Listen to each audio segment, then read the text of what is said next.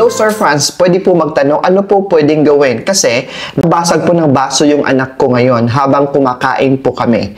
Naiyak din po siya dahil napagalitan po ng tatay niya. New Year pa naman. Alright. Yes. Take note. Let's understand things in a very intelligent way when it comes to application of feng shui sa ganitong pangyayari. And then, let me address also this one. Baka may mga ganitong pangyayari din ngayong araw ng New Year, hindi lamang sa kanila, but pati na rin po, baka may nabasag na plato, may nakabasag ng pinggan, bowl, ano pa man, basta may nabasag na wine. Okay, here's the thing. Kung ang dahilan at nabasag siya dahil pinagalitan siya, it really is a negative thing. At ang gagawin nyo po is to pick up the broken glasses. Kailangan nyong damputin yung mga nabasag. Kailangan nyo itong balutin ng itim. So, it could be a trash bag. Kasi itim naman yung mga trash bag. Balutin ito. And then, kung maaari, maitapon iyon malayo sa bahay ninyo. It could be directly to the dump site. Basta dapat mawala siya. Maalis yung nabasag na gamit na yon sa inyong tahanan.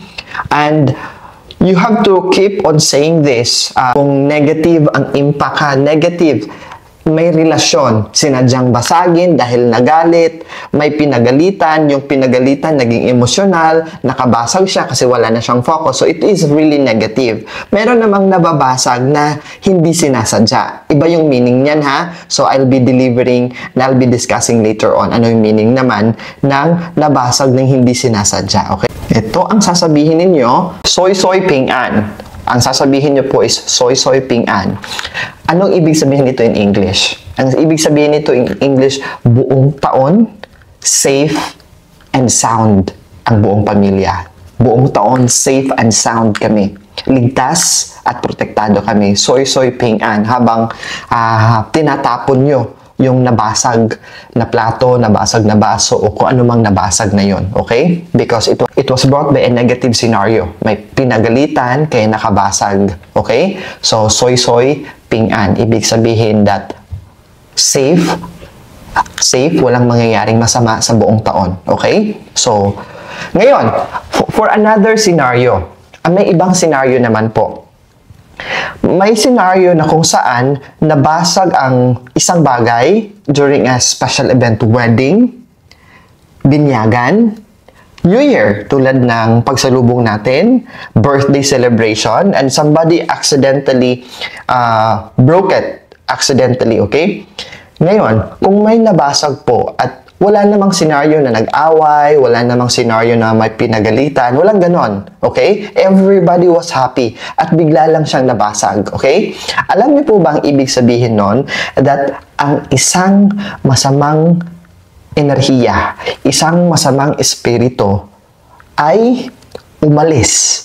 Okay? Umalis sa bahay ninyo at hindi niya nakayanan yung magandang enerhiya na pumasok at present at the moment. So, the only way that pwede niyang gawin is umalis. The negative energy na umalis, ang nagiging epekto niyan is may mababasag na gamit. So, it's not a bad omen.